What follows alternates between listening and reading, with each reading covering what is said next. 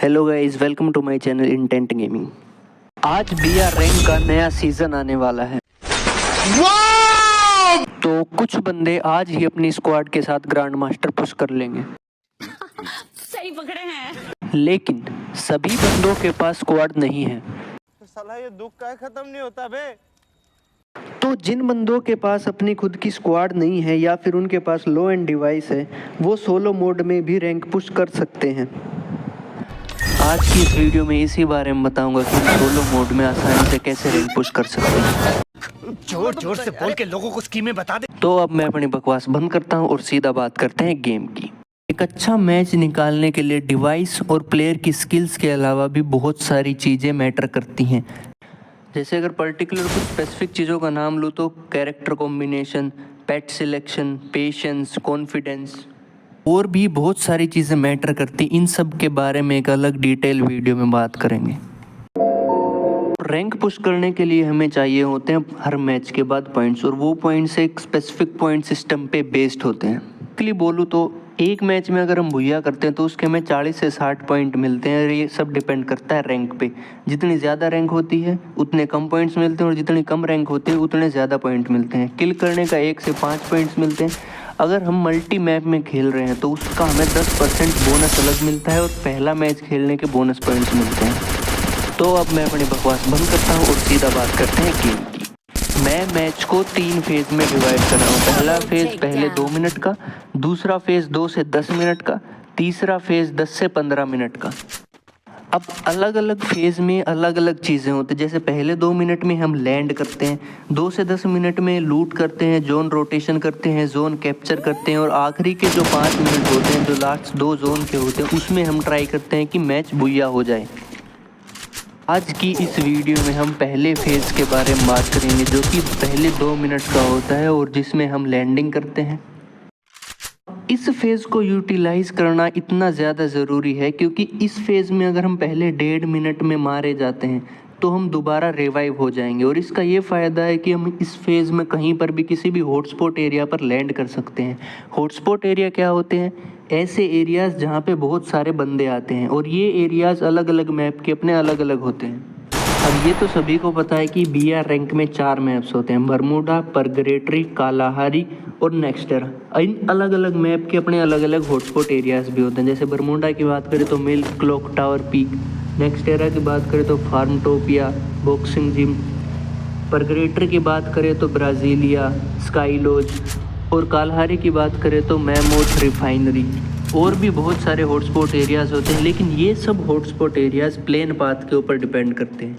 Plane path कहाँ से जा रहा है ये बहुत ज़्यादा इम्पोर्टेंट है, क्योंकि इसी के ऊपर लैंडिंग इम्पोर्टेंट करती है कि कितनी दूर कौन सा हॉटस्पॉट एरियाज़ है। लेकिन एक ऐसा एरिया भी होता है जो 90% हमेशा ही हॉटस्पॉट रहता है, वो होता है ब्लू जोन।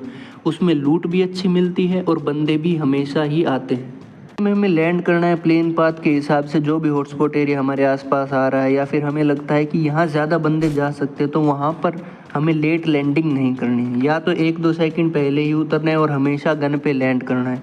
अगर बहुत सारे बंदे हमारे साथ उतर रहे हैं तो थोड़ा सा बंदों के बीच में डिस्टेंस मेंटेन करना है, ताकि हम अलग गन पे उतर सके और फिर उसको एलिमिनेट कर सके। क्योंकि कई बार क्या होता है, दोनों बंदे एक ही गन पे उतरते हैं तो उसको वो गन पहले मिल जाती है और फिर हम एलिमिनेट हो जाते हैं, तो स्टार्टिंग में हमारे किल्स नहीं आते हैं। भी एरिया में लैंड कर रहे हो तो वहाँ पर हम 2 जगहों पे लैंड कर सकते हैं। या तो किसी घर में लैंड कर सकते हैं या फिर ओपन एरिया में लैंड कर सकते हैं। अब घर में लैंड करने का फ़ायदा ये है कि हमें परमानेंट कवर मिल जाता है और हम कवर में रह के बंदों को एलिमिनेट कर सकते हैं। लेकिन इसका ये नुकसान है कि हमें वेपन की वैरायटी नहीं मिल पाती। हो सकता है हमें शॉर्ट रेंज की गन मिल जाए, तो जब बंदा कोई हमारे ऊपर रश करेगा तभी हम उसको एलिमिनेट कर सकते हैं। और हो सकता है हमें लॉन्ग रेंज की गन मिले और शॉर्ट रेंज की ना मिले, तो कोई बंदा हमारे ऊपर रश कर रहा है तो हम उसको एलिमिनेट ना कर पाएँ। और ये इसका मतलब ये नहीं है कि अगर हम किसी घर में उतर गए तो कहीं पर भी जाके बंदे को एलिमिनेट कर सकते हैं, क्योंकि जब हम लैंड कर चुके हैं तो हमारे आसपास भी काफ़ी बंदे उतर चुके होंगे। तो अगर हम बाहर जाएंगे तो हो सकता है कि हम ज़्यादा जल्दी एलिमिनेट हो जाएं। और ओपन में लैंड करने की भी अपनी अलग एडवांटेजेस और डिसएडवांटेजेस है। एडवांटेज ये है कि हमें वेपन वैरायटी मिल जाती है कि हमें अलग अलग रेंज की गन मिल जाएंगी, लेकिन डिसएडवांटेज ये है कि अगर कोई बंदा हमसे पहले किसी घर में उतर चुका है या फिर ओपन एरिया में ही उतर चुका है और उसको गन मिल चुकी है तो वो हमें हवा में ही एलिमिनेट कर सकता है या फिर लैंड करने के बाद गन लूटने के बाद भी हमें एलिमिनेट कर सकता है। जब हम लैंड कर रहे होते तो हमारी एक नज़र स्कैनर पे भी होनी चाहिए जो कि मिनी मैप में शो करता है। उसका क्या बेनिफिट है कि हम उतर रहे हैं तो हमारे आसपास कौन सी लोकेशन पे कितने बंदे उतर रहे हैं उसका हमें एक रफ आइडिया मिल जाता है और उसके हिसाब से फिर हम उस साइड को रश कर सकते हैं या फिर किसी दूसरी साइड को रश कर सकते हैं जहाँ से हमें सेफ लगे और हम एक दो बंदा एलिमिनेट कर सके। तो 100 बात की एक बात, फर्स्ट फेज़ में प्योर एग्रेशन दिखाना है, लेकिन एग्रेशन के साथ साथ थोड़ा दिमाग का भी यूज़ करके हमें 3 4 5 जितने भी किल हो रहे हैं उतने किल करने हैं, लेकिन हमेशा ही हम किल नहीं कर पाएंगे। और लैंडिंग के बारे में बताने के लिए इतना ही था। अब हम ये बात करते हैं कि अगर हम लैंड कर चुके हैं उसके बाद हमने 3 किल कर भी लिए तो उसके बाद हमारे पास 3 सिचुएशन बनती है, या तो किल करके हम मर जाएंगे और उसके बाद दोबारा लैंडिंग करनी होगी, या फिर हम किल कर लेंगे और वहाँ पर अकेले ही बच जाएंगे कि हमारे पास कोई भी एनिमी नहीं होगा, सारे एनिमी एलिमिनेट हो चुके होंगे। और तीसरी सिचुएशन ये है कि हमने किल भी कर लिए लेकिन हमारे पास एनिमी भी हैं उस एरिया में। तो इन 3 सिचुएशन में हमें क्या करना है वो अगली वीडियो में बात करेंगे। अगर आप इस वीडियो का पार्ट 2 देखना चाहते हैं तो कमेंट करें और वीडियो अच्छी लगी हो तो लाइक शेयर और सब्सक्राइब करें।